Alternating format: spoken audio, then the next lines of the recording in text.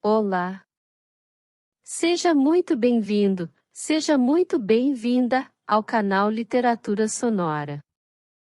Agradecemos pela preferência. Que esta experiência venha lhe proporcionar novos aprendizados. Boa audição. Rui de Leão.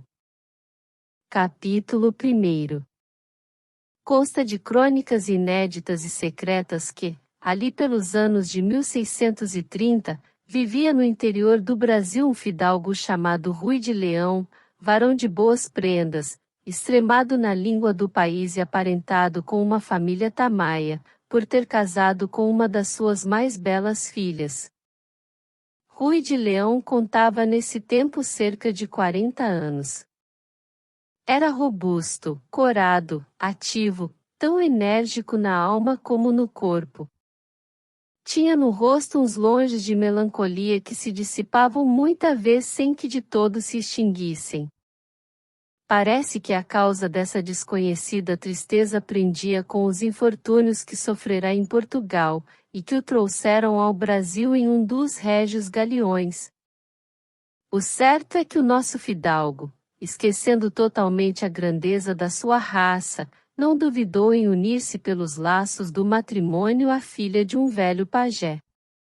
Matrimônio, digo eu, unicamente para usar de um termo corrente, mas a verdade é que não se deve ligar a esta palavra a ideia cristã que lhe damos. O matrimônio do fidalgo consistiu nas cerimônias indígenas. Debalde o padre Pires tentou converter a esposa do fidalgo e santificar a união. Rui de Leão respondia que, de hora em diante, era tamaio, pois que sua mulher o era, e mandou embora o padre. Tamaio ficou o nosso fidalgo, menos no traje, que o conservou civilizado e português.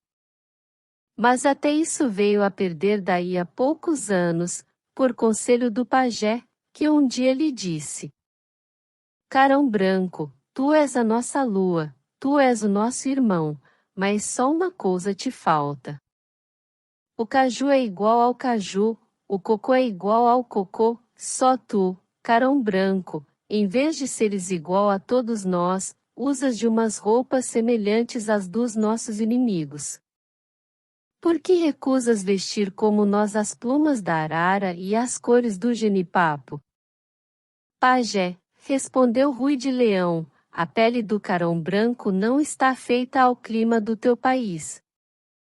O pajé sorriu, contemplou o céu, inseriu o dedo mínimo no canto do olho esquerdo e ejaculou resposta filosófica. A água bate na pedra e fura a pedra, o costume reforma a natureza. Rui de Leão estremeceu ouvindo estas palavras na boca do pajé, não lhe parecia que ele as tirasse do seu cérebro. O sogro entristeceu, insistiu no pedido, e Rui de Leão depois de meia hora de conferência cedeu, e despediu-se dos calções, do gibão e dos sapatos. Grande foi a festa que seguiu a encarnação do fidalgo no vestuário do deserto. Nanavi, sua esposa, fez um esplêndido cocar de plumas com que ele se adornou garridamente. Entre Rui de Leão e Júlio César nenhum ponto de contato havia, mas uma circunstância ligava estes dois grandes homens, eram ambos calvos como a ocasião. Imaginem o prazer com que o fidalgo recebeu o cocar, foi por assim dizer a sua coroa de louro cesariana. Na tarde desse famoso dia houve reunião na cabana do pajé. Peitos de papagaio, costeletas de tatu, e outras viandas saborosas serviram de pasto aos convivas. Quando o sol começou a ficar triste, todos os convivas entraram a bailar, e bailaram até que o cansaço e o vinho os prostraram no mais profundo sono.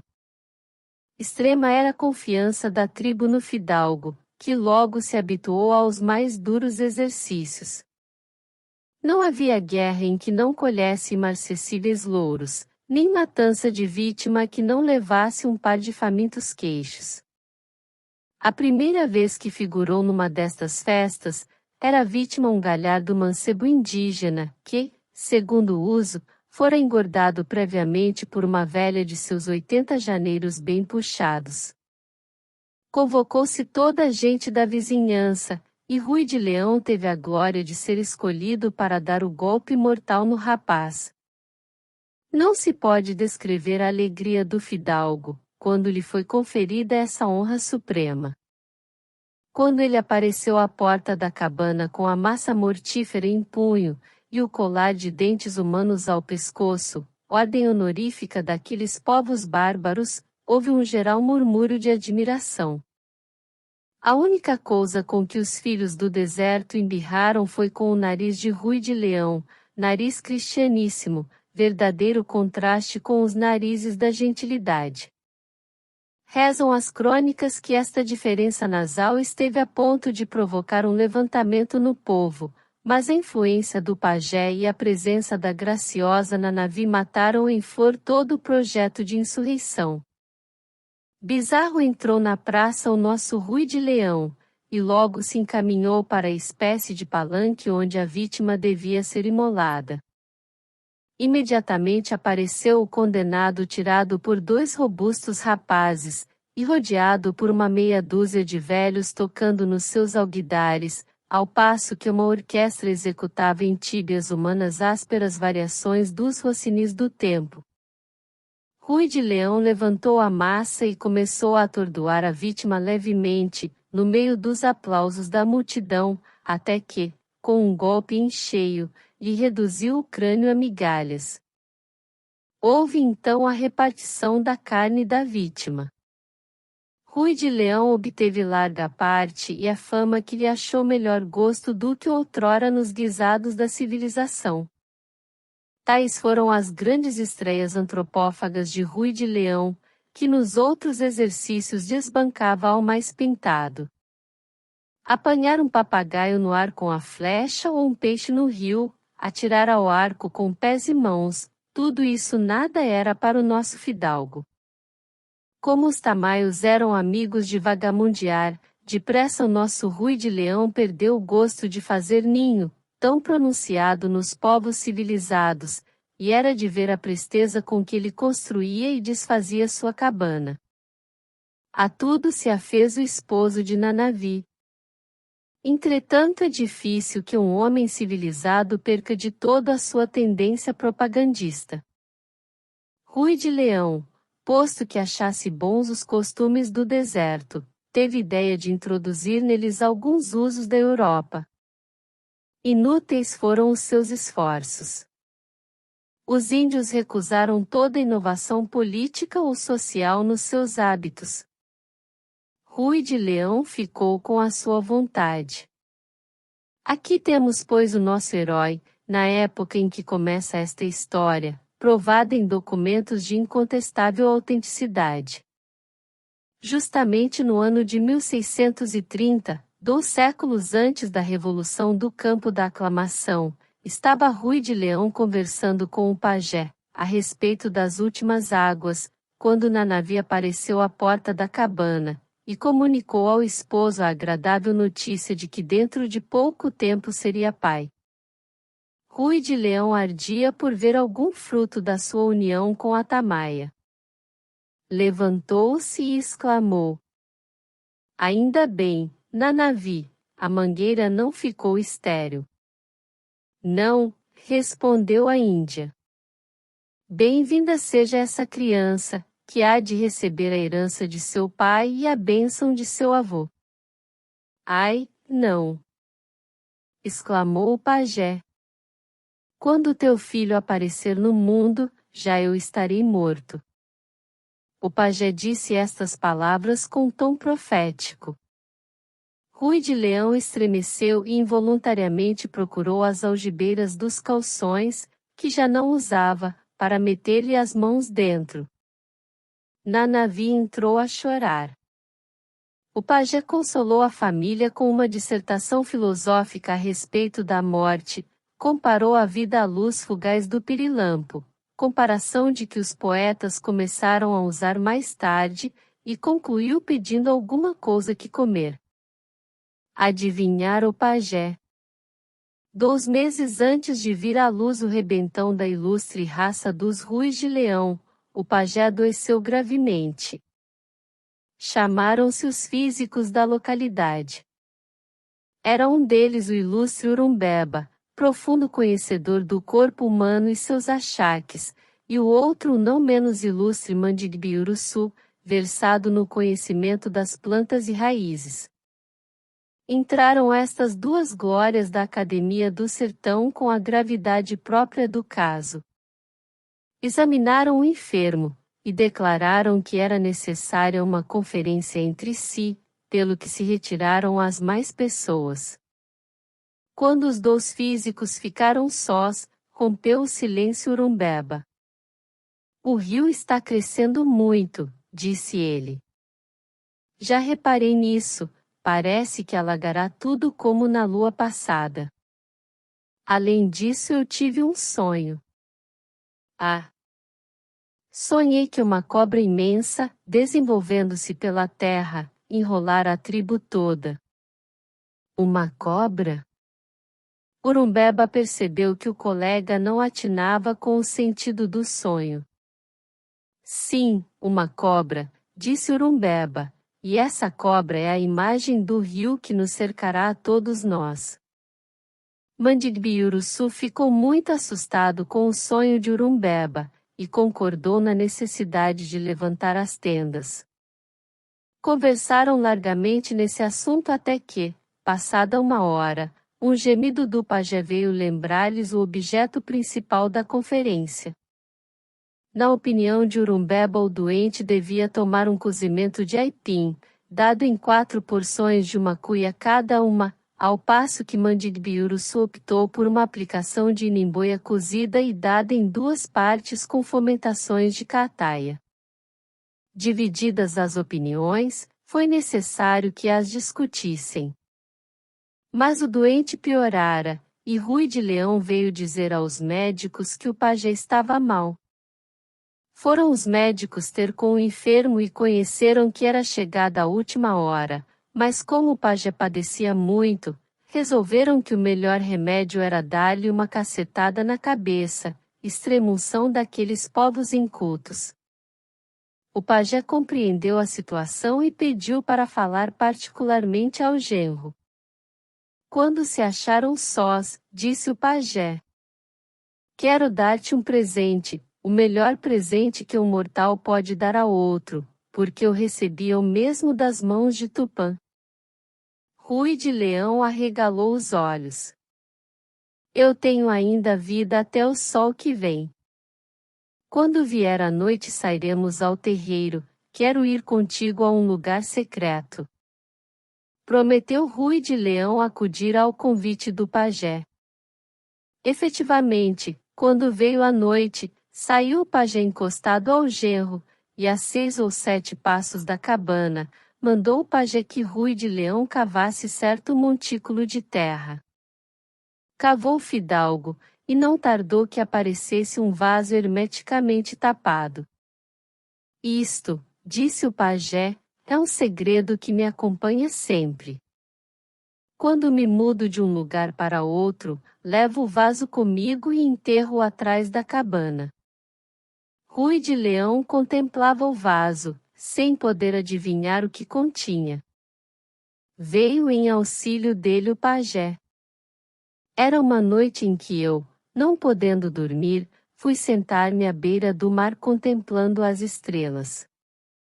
Estava ali já havia muito tempo, quando me apareceu um vulto cheio de luz e me disse: pajé, queres que eu te dê a imortalidade? Quero, respondi eu, beijando a terra. Toma este vaso, aqui tens um licor que te dará a imortalidade, bebe-o quando quiseres, serás imortal. Rui de Leão teve um momento generoso. Disse ele. Bebe depressa. O pajé empurrou levemente o genro. Não. Se eu quisesse ser imortal, não o teria já bebido? Aceitei o licor com alegria e guardei-o para beber mais tarde. Profundos desgostos me amarguraram a vida, não quero ser imortal. Tu sim, és feliz, pode ser imortal. Doutor, é para ti. Mas agora enterra o vaso, ninguém deve saber disto. Rui de Leão enterrou o vaso. A noite estava escura, uma coruja piou em cima de uma árvore, o pio da coruja e o murmurar do rio eram os únicos sons que se ouviam. Quando Rui de Leão se levantou, viu que o pajé tremia, segurou-o para não cair. Era tarde, o pajé expirou. Grande foi a dor de Nanavi, quando soube da morte do pai. A cerimônia fúnebre impressionou a todos, porque a palavra do pajé era respeitada e adorada, e todos sabiam que se perdia nele uma glória da raça tamaia. Capítulo 2. Rui de Leão voltou ao lugar onde se achava enterrado o vaso do elixir. Desenterrou-o, tirou-lhe a tampa e examinou atentamente o conteúdo. Era um líquido amarelo, com seus reflexos azuis quando recebia os raios do sol. A porção não era muita, nem para o fim proposto era preciso mais. O cheiro do líquido era uma mistura de almíscar e canela. O esposo de Nanavi enterrou o vaso e sentou-se sobre uma pedra que lhe ficava ao pé.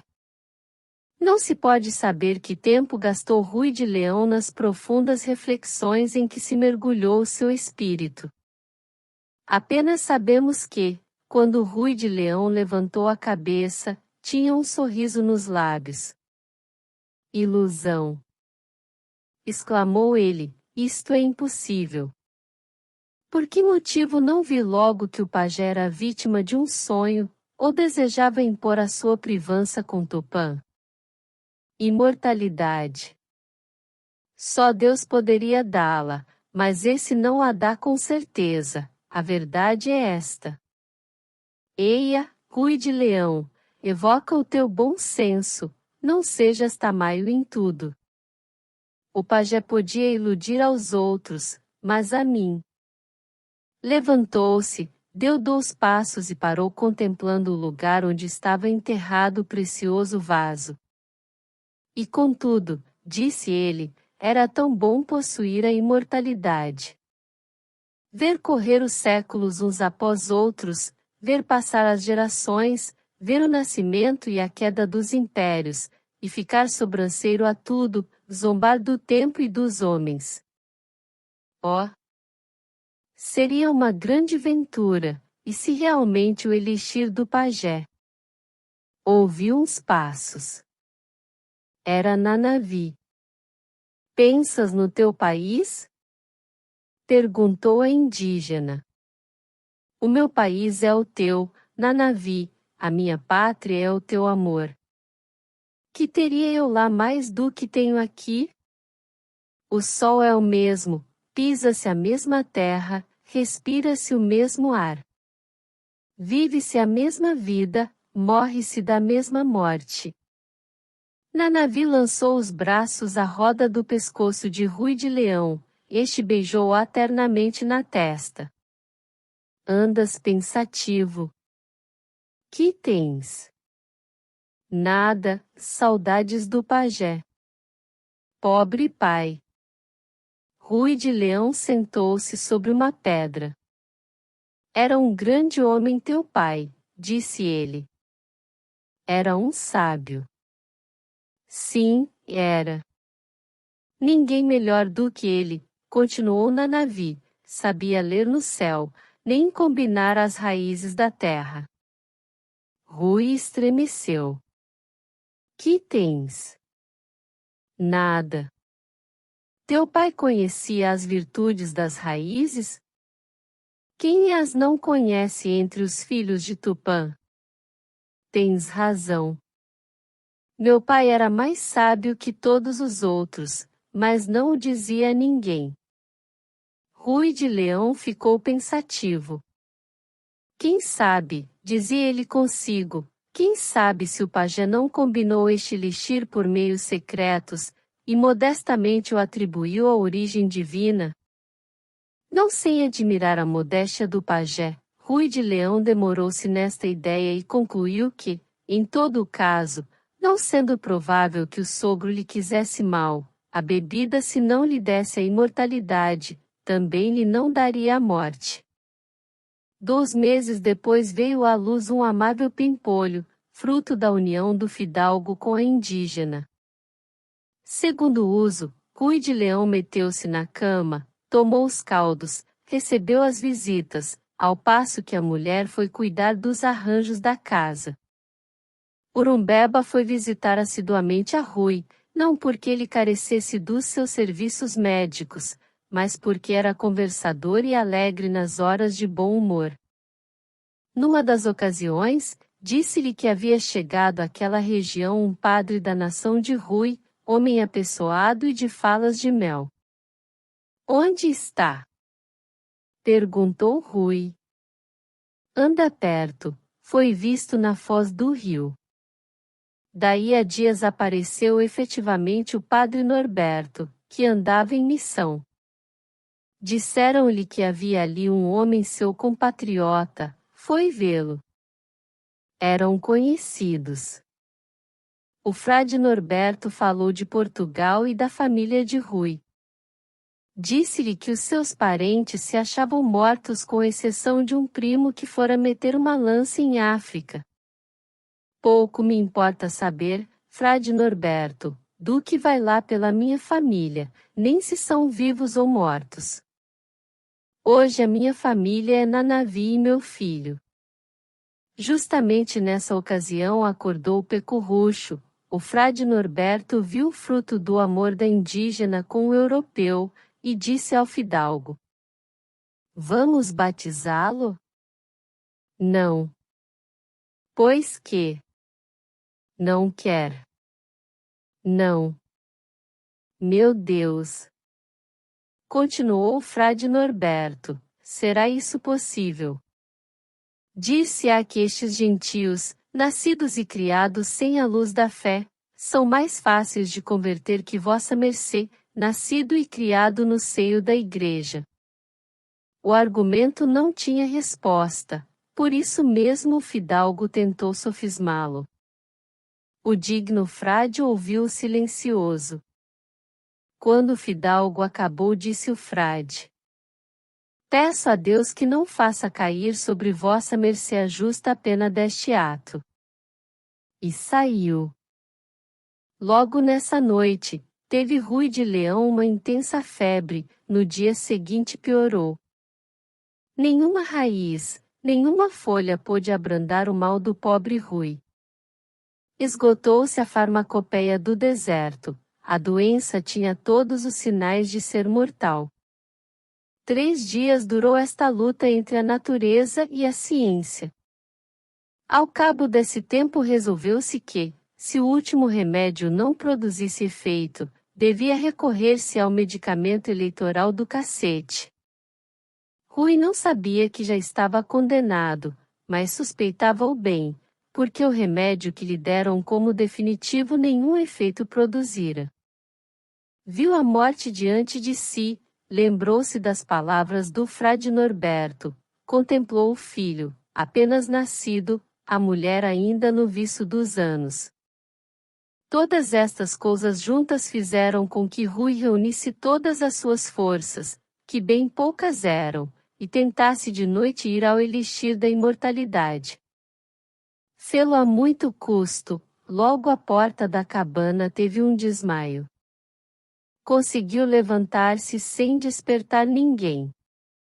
Caminhou lentamente para o montículo onde estava enterrado o vaso, cavou a terra com as unhas, arrancou o vaso e bebeu parte do conteúdo.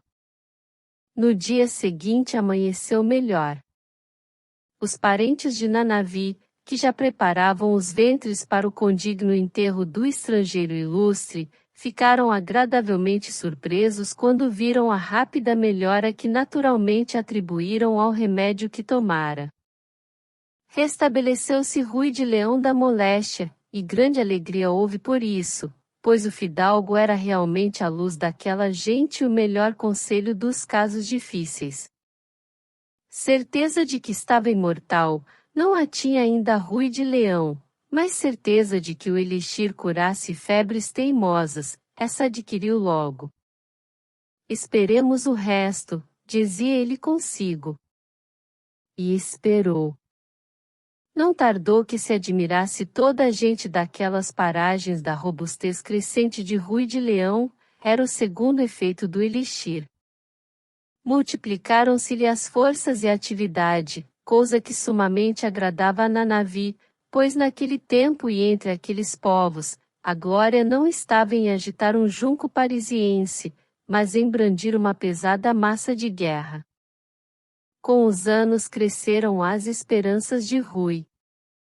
O tempo nenhuma ação tinha nele, não só os poucos cabelos que tinha continuaram a ficar pretos, senão que lhe nasceram outros, e dentro em pouco tempo tinha o homem uma verdadeira floresta na cabeça, a qual floresta, atenta à falta de pentes no sertão, era uma verdadeira floresta virgem. Nenhuma ruga lhe afeiou o rosto, nenhum abalo lhe fraqueou o pulso. Tinha Rui 60 anos e era o mesmo homem dos 40. Não eram isto indícios da imortalidade? Rui adquiriu a plena certeza de que tinha vencido a morte. Não aconteceu o mesmo à pobre Nanavi, que, andando um dia a colher frutas no mato, recebeu em cima da cabeça um tronco que a levou desta para melhor. Ficou a criança, rapazote de largas esperanças, único fruto dos amores de Rui e Nanavi. Como o frade Norberto continuasse em missão, encontrou um dia o nosso Nel Tamayo e travou conversa com ele. Sem descobrir o segredo do pajé, disse-lhe que tinha meios de fazer uma conversão em larga escala durante longos decorreres de anos, que para isso ajudaria com dedicação os frades da companhia não somente com as luzes que tinha da língua do Brasil como também pela autoridade moral que adquirira entre os índios, finalmente que por prova de que servia sinceramente à igreja, dava a batizar o filho de Nanavi. De boa razão é vosso procedimento, senhor Rui de Leão, e eu estou que a fé colherá grande proveito com o auxílio de vossa pessoa. Suspeitar de vossa sinceridade fora, além de injustiça, erro grosseiro, porquanto entrais no corpo da igreja passando a porta preciosa e precedendo ao inocente filho que nos dais para batizar e iniciar na fé. Onde está a mãe? A mãe morreu. Culpa vossa, senhor Rui de Leão, perdeu-se uma alma pela obstinação com que vossa mercê se ouve. Estou arrependido, padre Norberto, disse Rui ajoelhando aos pés do frade. Foi batizado pequeno e iniciado nos preceitos da fé cristã, ao passo que o pai, incumbido de arrebanhar a gentilidade, saiu pelo sertão acompanhado pelo frade Norberto e outro. Longo tempo andou nessa missão. Colheu a igreja preciosos frutos dela e quando voltaram todos três para o asilo dos frades houve grande e piedosa festa em honra de todos e principalmente de Rui. Os frades asseveraram a porfia que a piedade do fidalgo fora exemplar e os seus esforços incessantes. Notaram todos, porém, que, se os frades voltaram ao quebrados pelas fadigas e perigos, Rui estava tão sadio e robusto como fora. Maior admiração houve quando o fidalgo confessou ter mais de 60 anos. Não admira, respondeu o fidalgo rindo, eu adquiri o privilégio desta gente, que vive geralmente até os 100 anos. Ficou o nosso Rui no convento acompanhando os frades. Uma noite veio do sertão uma horda de índios, e atacou o asilo monástico com desusado vigor. A defesa foi quase nula contra os ferozes índios. Após uma luta porfiada, Rui conseguiu fazer ouvir a sua voz e acalmar os ânimos. Os índios foram embora deixando 2 cadáveres dos frades tinham morrido 2 às envenenadas flechas do inimigo. A todos admirou, porém, que Rui recebesse uma flecha nas costas, que a arrancasse, e não morresse como acontecerá aos outros. Que mistério é esse, irmão? Perguntou-lhe um frade. Nenhum, respondeu Rui, provavelmente a flecha não vinha ervada. Correram os anos, os frades estavam substituídos à proporção que iam morrendo, e assim se chegou aos anos de 1730, sem que Rui perdesse sequer um dos traços de sua vigorosa pessoa. Toda a gente ficava pasmada diante de semelhante prodígio. Prodígio havia de certo porque de 100 anos por cima é impossível não ter já todos os sinais da velhice, porém nunca Rui deixou de ter a mesma cara. Foi em 1730 que um oficial régio, tendo sabido da maravilhosa mocidade de Rui, ofereceu-se para levá-lo à corte de Lisboa a fim de apresentá-lo ao rei, que era então Dom João V. Partiram. Capítulo 3. É incrível que nenhuma história publicada daquele tempo mencione a chegada deste prodigioso sujeito à corte de Lisboa e dos casos que aí houve.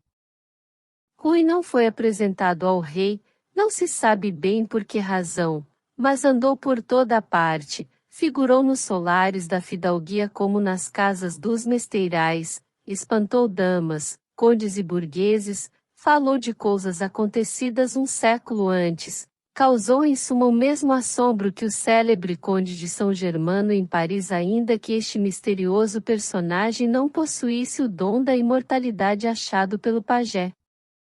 Sabido é que às mulheres agrada o misterioso e o raro. Uma dona Beatriz, formosíssima fidalga daquele tempo, veio a enamorar-se do nosso Rui, que também se enamorou dela. Como a moça estivesse para casar com Dom Álvaro, Marquês de P, saiu este paladino a campo e desafiou Rui por um combate singular.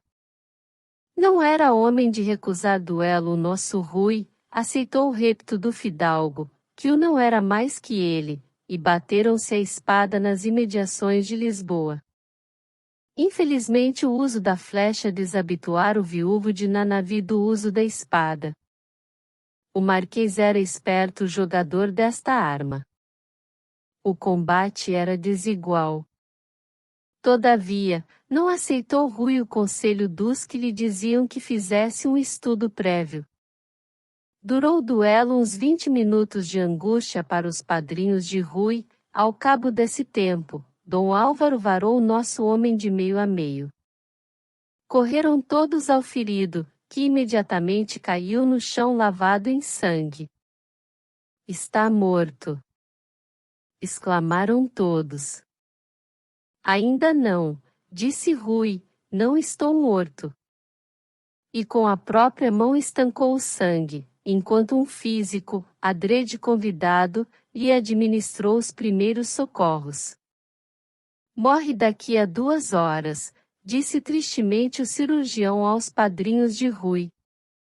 2 horas depois, Rui aparecia nas ruas de Lisboa, com grande espanto do povo, que ouvirá falar no duelo e nos resultados dele. Sabem que mais? Dizia o cirurgião, aquele homem é o diabo. Naqueles tempos de fé uma descoberta desta ordem equivalia ao exílio perpétuo do homem. Rui viu fecharem-se-lhe as portas dos palácios, as hospedarias, as casas todas enfim, e compreendeu que estava abandonado. Ajuntou algum dinheiro que tinha, guardou na algibeira um frasco contendo o resto do elixir de imortalidade, e partiu para a Espanha. Ali deixou de dizer quem era, nem a idade que tinha, viveu desconhecido. Mas não deixou de lhe ser proveitoso o incógnito. Jogou a sorte nas casas em que isso se fazia e ganhou somas fabulosas. Que farei agora? Perguntava Rui a si mesmo. Partiu para a Alemanha e dispôs-se a estudar. Com o dinheiro que tinha ganho nas tavolagens de Castela, pôde o nosso célebre Rui de Leão ocorrer às despesas do estudo. Ao cabo de longos anos, era ele doutor em teologia, filosofia, matemáticas, direito, medicina, profundo antiquário, extremado nas ciências físicas e químicas, em suma, o doutor dos doutores, a expressão mais alta da ciência humana. Aprendeu o latim, o grego, o árabe, o armênio, o turco, o hebraico. Traduziu para várias línguas as obras de Santo Agostinho e São Tomás, fundou uma academia arqueológica e um liceu de filosofia, comentou os Atos dos Apóstolos, escreveu uma história dos mártires, fez descobertas arqueológicas em Roma, anunciou 2 cometas e espantou toda a Europa científica não menos pela profundidade e variedade dos seus conhecimentos, como pelo prodigioso número de acontecimentos antigos a que presenciara. Graças à riqueza que facilmente adquiriu, casou o nosso homem em 1770 com uma fidalga de Espanha 5 vezes marquesa e rica de mais a mais. Durou pouco o casamento, a mulher faleceu 2 anos depois, e foi essa a maior dor de sua vida, posto que a morta lhe deixará uma grande riqueza nas mãos. De novo se entregou aos estudos da ciência, com redobrado ardor. Mas apesar da admiração que o mundo científico lhe votará, apesar da espécie de infalibilidade que adquirira perante as sociedades e academias, o nosso Rui entrou a sofrer de um incurável aborrecimento. Tinha quase 2 séculos e a vida já lhe pesava, o mundo não lhe oferecia espetáculo novo. A ciência perderá o prestígio do princípio, o imortal começou a desejar a morte. Mas era tarde. Como acharia ele a morte?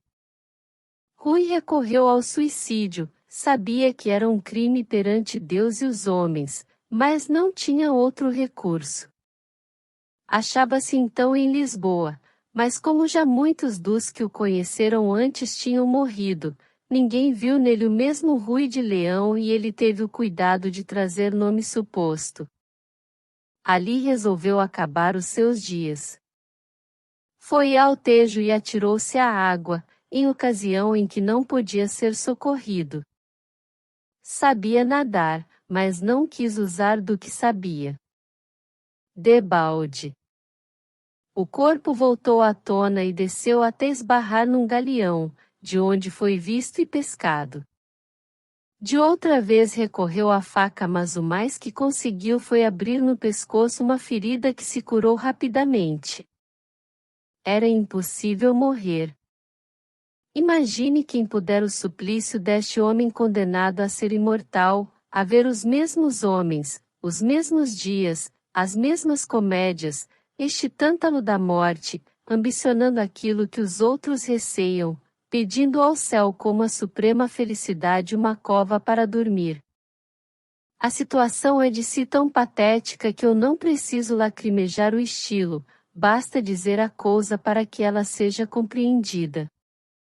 Depois de estudar tudo e tudo ver, depois de passear pelas várias partes do mundo, sem encontrar novidade que lhe divertisse o ânimo, depois de ser assíduo espectador de tudo quanto pudesse despertar a curiosidade de um homem enfadado como, por exemplo, o homem de botas de cortiça, o boneco jogador de xadrez e outros, determinou Rui de Leão voltar ao Brasil nos princípios deste século, ali pelos anos de 1800 e tantos, estando ainda cá o rei.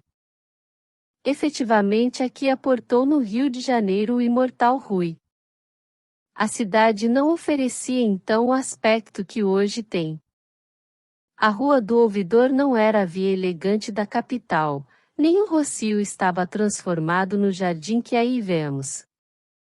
Eram os belos tempos de Vidigal e seus granadeiros, de cujas proezas tão habilmente falou o nosso chorado Dr. Manuel de Almeida, talento como poucos. Rui tratou de encobrir-se o mais que pôde, entrou como verdadeiro desconhecido.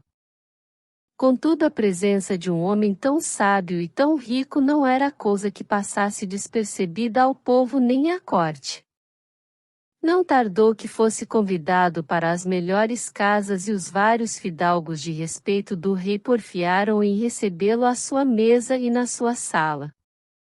Era parceiro obrigado no viste dos velhos fidalgos, grande par no minueto, excelente cavaleiro do garfo, em suma flor da boa roda. Mas esse recreio durou pouco. No fim de 2 meses voltou Rui de Leão às suas mágoas antigas. Foi então que lhe aconteceu um caso decisivo na sua vida. Entre as damas que mais apreciavam o saber e os dotes do ilustre Rui, havia uma Dona Madalena de Souza e Pedroiça, criatura tão notável pela graça do semblante, quanto pelas virtudes fidalgas da vida. Rui ficará sempre com um grande pendor às mulheres, o que era naturalmente um corretivo da imortalidade, porquanto ser imortal e aborrecer as mulheres seria estar no pior de todos os infernos deste mundo e do outro. Agradou-lhe Dona Madalena, mas esta, posto que o apreciasse muito, não lhe aceitou o coração. Coração repelido é o ideal da pertinácia. Rui multiplicou as suas armas galantes, a ver se colhia a esquiva dama, e esta, sempre isenta, dava de tábua às seduções do namorado. Durou esta luta cerca de 2 anos. Uma noite, vindo recolher-se para casa o nosso Rui, surgiu-lhe em frente um sujeito e lhe disse: Quer saber por que razão Dona Madalena lhe recusa a mão? Quero. Ama o outro. Impossível. É verdade. O sujeito tinha a cara meia coberta com uma das abas do capote. Descobriu-se então e Rui, pedindo a lanterna ao criado que tinha com ele, pôde reconhecer ao vulto um parente de Madalena. Passava-se esta cena nos cajueiros, e o nosso Rui morava perto do valongo. Convidou o parente da moça para acompanhá-lo à casa. Quando lá chegaram, tomou palavra o parente da moça, Dom Martim, e disse: Dona Madalena ama o licenciado Álvares e quer casar com ele. O pai opõe-se ao casamento e já ameaçou com o convento. É essa a razão por que não aceita o seu amor. Mas, disse Rui, eu não sei que diabo achou ela no licenciado. Nem eu, mas a verdade é esta. Rui refletiu na dificuldade de sua posição. Deste modo, disse ele, perco o meu tempo. Como eu perdi, replicou Dom Martim, também eu amei, mas nada pude conseguir. O licenciado transtornou-lhe a cabeça. Que lhe havemos de fazer? Dar uma lição ao licenciado. Dom Martim piscou o olho, via-se-lhe no rosto que ele não vinha para outra coisa. Como lhe daremos a lição? Como? É verdade que ele costuma falar com a prima às escondidas. A horas mortas. Sim. Chega ao portão e ela fala de cima da janela que dá para o jardim. Basta. Qual é o seu plano? Perguntou Dom Martim arranjando o capote. Esganá-lo. Mas isso é perigoso, o intendente da polícia não é de graças. Qual intendente? Exclamou Rui, pois eu cá vou consultar intendente para esganar um patife. Saiu Dom Martim exultando de contente, e Rui deitou-se meditando na vingança que devia tomar do rival. Na subsequente noite não apareceu Rui de Leão em casa da família de Dom Madalena, e foi esperar o licenciado no sítio indicado por Dom Martim. A noite era escura, e ameaçava temporal. Rui saíra de casa sem criado nem lampião. Armou-se com uma faca, encostou-se à parede e esperou que batesse a hora da vingança. Ao cabo de longo tempo, que é sempre longo para quem espera, Rui de Leão ouviu passos ao longe na direção do ponto em que se achava. Ao mesmo tempo abriu-se a janela de Madalena e o vulto da moça apareceu como Julieta quando esperava Romeu e a escada. Era a hora suprema. Coseu-se o doutor dos doutores com a parede e esperou o feliz rival que se aproximava cautelosamente. Mal o pobre namorado soltava as primeiras palavras, saltou-lhe acima o fidalgo e enterrou-lhe no estômago uma comprida faca. O licenciado apenas deu um gemido e tentou murmurar o nome de Madalena. Caiu. Rui afastou-se rapidamente do teatro do crime.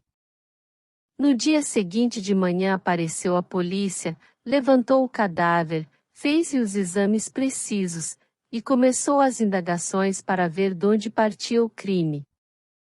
A primeira suspeita recaiu sobre o pai de Madalena, cuja oposição ao licenciado era conhecida, mas o pai, vendo contra si a espada da lei, declarou que talvez fosse antes o crime praticado por um indivíduo que igualmente pretendia Madalena, homem de boa presença, formado em várias matérias e conhecido em toda a cidade.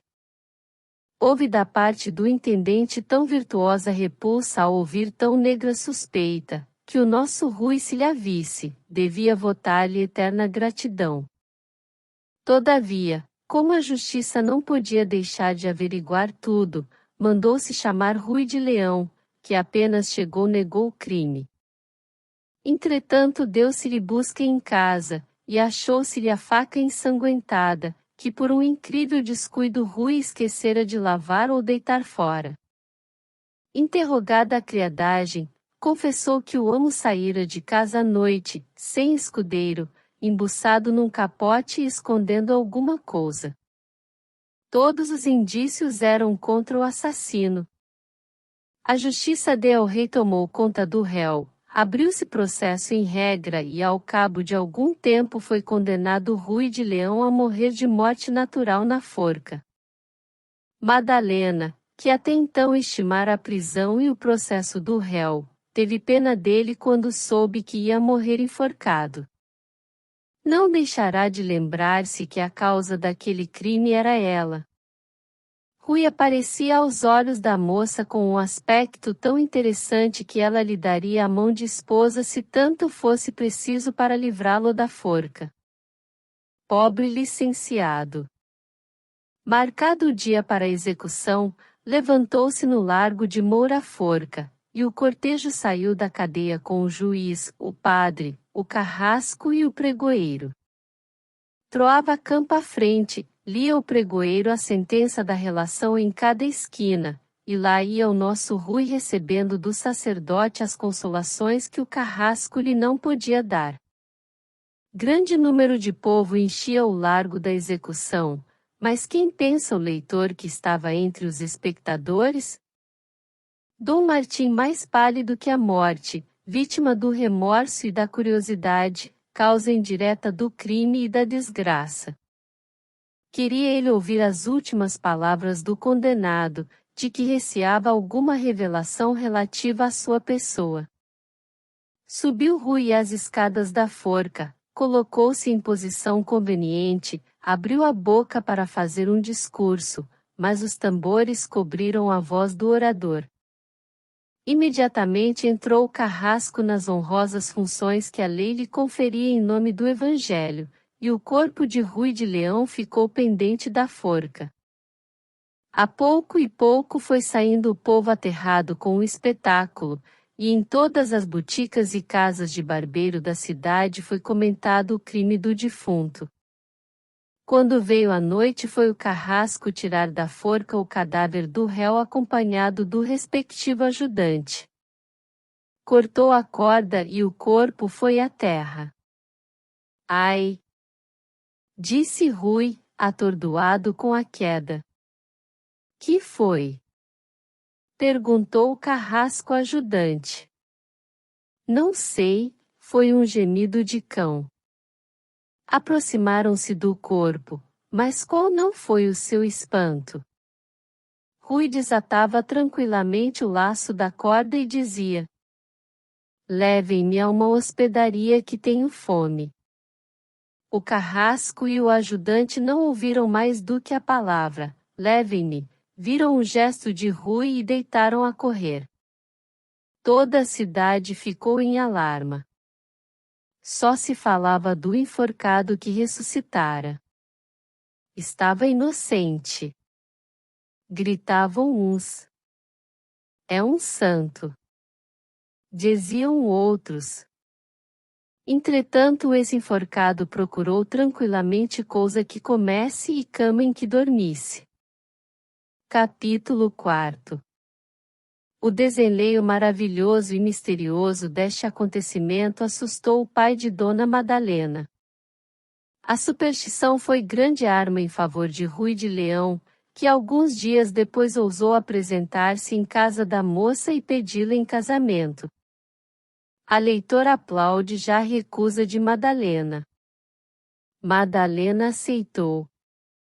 Previamente perdoado do crime cometido, Rui de Leão casou com Madalena, e confiou que ao menos teria durante alguns anos uma vida feliz, até que de novo tomasse o tédio da vida.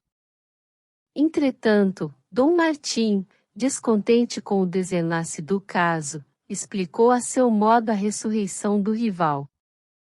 Foi naturalmente, dizia ele, a um oficial, foi naturalmente acorde entre o réu e o carrasco. Deu-lhe este um laço fraco, e o homem pôde ressuscitar. Mas se eu vi o contrário, respondia o oficial. Viu mal. Jurou Dom Martim vingar-se de Rui. Como? Cogitou um meio seguro, estreitou relações com o marido de Madalena.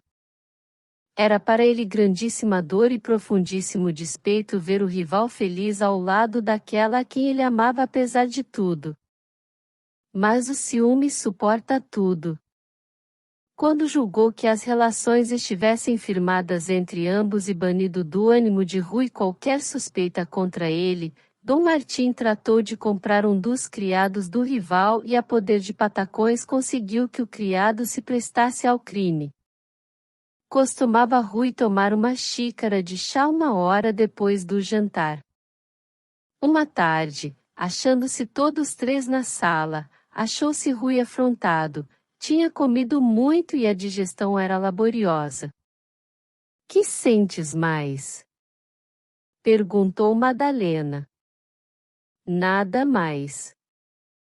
Eu já sei qual é o remédio, mande vir o chá mais cedo. Deu ordem, e o criado trouxe a xícara de chá. Dom Martim olhou para o criado, e este fez-lhe sinal de que o veneno estava dentro. Quem olhasse então para Dom Martim veria a expressão de triunfo que lhe transluzia no rosto. Enfim, disse ele consigo. Rui tomou tranquilamente o chá, conversou pouco, estendeu-se na cadeira de couro e adormeceu. Dom Martim ficou a sós com Madalena. Madalena, disse ele. Que ousadia é essa? Disse a moça. Ousadia, não. Ouça-me, eu ainda amo. Dom Martim, não me parece de cavalheiro o seu proceder. Por quê? Perguntou Dom Martim com um sorriso infernal. Não vê quem ali está? Ali? Sim. Ali está um cadáver. Um cadáver? Perguntou a moça ficando pálida. Quase. Daqui a 10 minutos é um cadáver. Explique-se, Dom Martim, por quem é? Ah! Pensa que eu não teria a minha vingança? Dom Martim estava fora de si, ajoelhou-se aos pés de Madalena. Esta fugiu para o interior. No entanto, acordou Rui, bocejou, levantou-se e deu com os olhos em Dom Martim, que estava no fundo da sala, mais branco que uma toalha. Que tem você? Dom Martim. Eu nada, disse Dom Martim sem tirar os olhos do rival. Pois, senhor, continuou este, o chá precipitou a digestão, sinto-me melhor. Onde está Madalena? A moça ouvirá a voz do marido e correu à sala. Dom Martim esperava a todo momento ver cair fulminado o nosso fidalgo e já se arrependera das palavras que dissera nesse sentido a Madalena. Esta perguntou ao marido como se achava, e ele respondeu que muito melhor. Proponho que joguemos alguma coisa para passar a noite, que promete ser fria. O primo fica, não? Eu, não, mas... Fica de certo. Jogaram até tarde, tomaram chá, e Rui não morreu como o outro esperava. Foi naturalmente o patife do criado, pensou Dom Martim. Mas o criado estava igualmente espantado. Olhava para Dom Martim, e não sabia explicar aquele mistério. Quando Dom Martim de lá saiu, foi acompanhado pelo cúmplice, que lhe jurou ter posto no chá a dose de veneno convencionada. Mas então que foi aquilo? Eu sei lá, senhor. Creio que um tiro. E prometes ajudar-me na empresa? Prometo. Bem, iremos ao tiro. Prepararam emboscada ao invencível Rui de Leão. Deu-se o caso na Rua do Piolho, em noite de tormenta, estando a rua mais deserta que um Saara. O criado armou-se com o arcabuz do crime, e desfechou o tiro na cara de Rui. A vítima soltou um espirro e continuou tranquilamente a viagem. O criado desmaiou. Rui compreendia que Dom Martim lhe preparava golpes sobre golpes, mas, confiado no elixir do pajé, mostrava-se indiferente às emboscadas e ao veneno do rival. A única questão seria a infidelidade da mulher. Mas esta era um modelo de amor e constância. Amava-o com ardor apesar de ir já longe a lua de mel. Por isso mesmo durou pouco a felicidade. Madalena faleceu de uma pneumonia aguda. Que? Exclamou o pobre mortal. Pois eu hei de ver morrer todos aqueles a quem amo e hei de arrastar este castigo de vida? Enterrou-se a mulher de Rui com a pompa digna da riqueza do marido. Aborrecido por estar no lugar onde lhe morrera a esposa, Rui determinou partir para a Europa e assim o fez em 1825 depois de declarar a sua intenção de ficar brasileiro. Dom Martim foi para Angola, onde morreu de desgostos. Correram os anos. Em 1835 aportou outra vez ao Rio de Janeiro o invencível Rui de Leão, disposto a não viajar mais e a esperar aqui o dia do juízo final. Achou o espírito público agitado com a política. Não havia loja em que se não conversava da coisa pública, e os nomes tais e tais eram citados como modelos do estadista, conforme pertenciam a esta ou aquela cor política. É difícil estar entre políticos muito tempo sem adquirir a febre que os devora. Além disso, Rui de Leão não tinha ensaiado esse gênero de distração. Nem a ciência, nem o amor, nem o jogo lhe apresentavam um pasto suficiente ao seu espírito sedento de ocupação. Para se calcular bem a situação do nosso herói basta ter em lembrança o tédio de um dia em que não temos nada que fazer. Multipliquemos esse dia pela eternidade e aí teremos a tortura moral deste verídico sujeito escolhido pelo destino para ser o exemplo único de uma aborrecida imortalidade. A política correspondeu aos desejos de Rui de Leão. Desde que entrou em comunicação com os chefes de um dos partidos, viu logo que aquilo era turbilhão para uns 30 ou 40 anos. Ao menos, disse-lhe consigo, passarei este tempo mais satisfeito até que descubra outro meio que me substitua à política. Fundou logo uma gazeta denominada Alvorada, cujo programa era vago como a hora que o título fazia lembrar. Um dos períodos mais práticos era este: reunir todos os elementos de prosperidade em favor da liberdade, consubstanciar a ordem nas aspirações do país, transformar o torpor em atividade, eis o programa da imprensa independente e ao meu. Os leitores gostaram deste programa, mas o jornal adverso, que se denominara o Grito da Nação, atacou os princípios da Alvorada com esta simples pergunta: onde é que o colega viu que a liberdade prática, única, resoluta, firme, invencível pode, abraçando elementos contrários, ostentar princípios, ideias, melhoramentos, que, simbolizando a honra de uma época, destruam a poeira de um passado recente? Tal foi o começo de uma polêmica estrondosa que ainda hoje existiria se a morte igual para os homens e as gazetas não tivesse destruído o Grito e a Alvorada, dentro de alguns meses. Os talentos de jornalista de nosso Rui de Leão foram apreciados por amigos e adversários. Efetivamente, Rui tinha capacidade especial que se exige na imprensa política. O Grito da Nação andou atrapalhado durante a existência da Alvorada, que dias poucos lhe sobreviveu.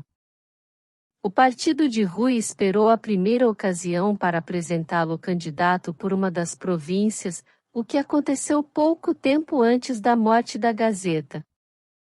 A candidatura foi aceita pelos caudilhos da localidade.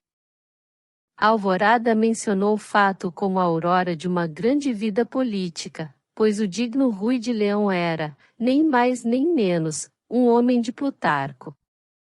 Quem é este Rui de Leão? Perguntaram uns. Não sei, respondiam outros, mas parece que é um grande homem. Parece que sim. Onde quer que se falasse de Rui, manifestava-se logo grandes esperanças em favor dele. Se ele passava, era apontado como um grande político, um pite, um pombal. De maneira que, antes de entrar no parlamento, já o nosso Rui de Leão tinha a reputação feita. Se morresse logo, morria em cheiro de santidade. Mas como morreria o imortal? Foi eleito. Os leitores me dispensarão de dizer o que houve quando a pessoa deste ilustre doutor penetrou no recinto da cadeia velha. Cumprimentado e abraçado por amigos, olhado com desconfiança por adversários, Rui de Leão era o homem da situação, a esfinge que daria a palavra do futuro. Quando algum deputado orava, não deixava de aludir delicadamente ao redator da Alvorada, como um dos homens mais eminentes do país e da Câmara. Numerosos apoiados acolhiam estas expressões de justiça. Durante os 30 dias esteve calado o novo representante da nação, com grave desgosto dos seus amigos, que atribuíam grande poder de palavra a um homem tão insigne no uso da pena. Os adversários, que tinham a mesma opinião, estimaram aquele silêncio e só desejavam que continuasse do mesmo modo. Um dia, porém, no meio do grande barulho da Assembleia, pediu a palavra o nosso Rui de Leão. Fez-se imediatamente profundo silêncio, os deputados correram a fazer grupo à volta do orador, o povo das galerias debruçou-se mais para não perder nada, e o próprio presidente, pondo a mão em forma de concha atrás da orelha, preparou-se para ouvir a estreia parlamentar do redator da Alvorada. Modesto e moderado em suas aspirações, Ruy de Leão começou assim o seu discurso. Senhor Presidente, das pessoas que o país mandou representá-lo neste recinto, eu sou, sem dúvida, o mais humilde e o menos competente, não apoiados. Vejo, Senhor Presidente, que me rodeiam as capacidades do país, não só entre os meus amigos como entre os meus adversários. Muito bem, porque eu, senhores, quando contemplo os talentos, apresso as opiniões, sensação. Nada valho, senhores. Muitas vozes, não apoiado. O senhor X, vale muito. O orador, nada valho, mas sinto em mim que posso ajudar o edifício da grandeza nacional, não como o arquiteto que traça o plano, mas como o servente que carrega a pedra. Aplausos.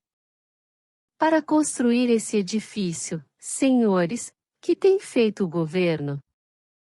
Onde estão os seus planos? Que materiais possui? Com que operários conta? Não aparece nada disto.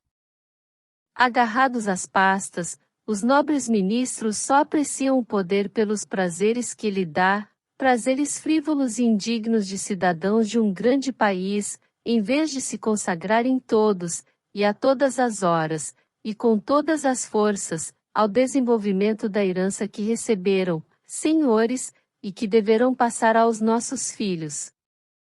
Aqui houve uma tal explosão de protestos e aplausos, que o orador foi obrigado a calar-se algum tempo, e o presidente, a agitar a campainha, verdadeira inutilidade no parlamento, porque, quando todos gritam, a campainha tem pouca força moral para acalmar a tempestade. Serenada aquela, depois de trocados alguns ditos mais ou menos enérgicos, continuou o nosso orador, e daí em diante não houve cena igual, porque a eloquência de Ruy de Leão arrebatava amigos e adversários, e todos estavam pendentes dos lábios do novo Demóstenes. Não resisto à tentação de transcrever das memórias secretas, porque os anais não trazem os discursos de Ruy, a peroração do famoso discurso. Eila! Tenho vivido muito, senhores, e conheço profundamente os homens e as coisas. A ciência dos estados não é uma vã palavra, estudei-as nas obras dos homens públicos e no estudo pessoal dos acontecimentos. Aquele grande e imortal Catão é para mim o tipo da probidade política, o modelo dos partidários, a consolação das causas vencidas, a lição dos povos, o espantalho dos despotas, o espelho dos cidadãos, bravo, a glória da humanidade, o emblema do passado que desmoronou, a esperança do futuro que se levanta. Aplausos. Dir-me-eis, talvez, senhores, que eu devia imitar aquele grande homem recorrendo à morte. Não. Não. Não o faço, não poderia fazê-lo. Demais, a causa da verdade estará assim perdida? Eu vejo sentados nas cadeiras ministeriais homens que traem os seus deveres e são capazes de vender a consciência por um prato de lentilhas, sussurros, mas, senhores, não nos iludamos, por ser Catão, é preciso resistir ao despotismo de César. E onde está César? Alguém conhece entre os seus adversários um César? Ouçam. Ouçam. Descansemos, pois, não recorramos a um exemplo que seria funesto, porque a causa da verdade está salva, desde que houver, entre nós e a oposição, a força e a união necessárias para vencer estes carregadores de pastas. Aplausos. Senhores, vou concluir. Os hebreus atravessaram o deserto guiados por uma coluna de fogo. Somos os hebreus da política, A coluna de fogo é a verdade, ali nas cadeiras ministeriais, está a terra de promissão. Invoquemos as trombetas da franqueza, avancemos com as tropas da vontade, empunhemos a espada da decisão, e aqueles cairão, aqueles homens serão cadáveres políticos porque, senhores, pouco dista de um moribundo a um cadáver. Esta monumental peroração, que os professores deviam dar aos seus alunos de retórica, causou imensa impressão na Câmara. Os ministros quiseram responder, mas era impossível. Só havia atenção para o vulto impudente do nosso Rui, que, sendo cumprimentado por grande número de senhores deputados, recebeu no dia seguinte convite para um jantar que lhe deu a Câmara, sem distinção de partidos. Que discurso! Dizia um monumento. É Mirabeau. É Cícero. Nunca ouvimos tal. É o Demóstenes moderno. Está fundada a eloquência brasileira. Tais eram as conversações do povo e da Câmara acerca do discurso de Rui de Leão. Ainda no jantar que lhe deram, o ilustre orador teve ocasião de assombrar a todos com um soberbíssimo speech, no qual, aludindo à circunstância de estarem ali amigos e adversários, proferiu esta frase tão imortal como o autor: estou aqui como os mortos no cemitério. A terra e o jantar nivelam as condições e as opiniões, o estômago é eclético. Seria longo enumerar os prodígios de eloquência do nosso Rui e dizer que serviços importantes prestou ele à causa do partido. Bastará mencionar que dentro de pouco foi ele constituído o chefe do partido e aclamado o primeiro homem do parlamento. Mais cedo se aborreceu da posição e da vida política. Tendo concluído a legislatura, o nosso homem declarou que se retirava à vida privada. Gastaram-se muitas ferraduras e pedras das ruas em visitas à casa de Rui, a fim de ver se alcançaria que ele desistisse do intento. Impossível. Rui persistiu na intenção de deixar a vida pública. Mas nós. Não desisto do meu plano. Por quem é? Impossível. Retirou-se para o norte, e lá se escondeu arrastando uma vida que lhe era odiosa. Um belo dia cai a notícia de que rompera a guerra com o ditador Lopes.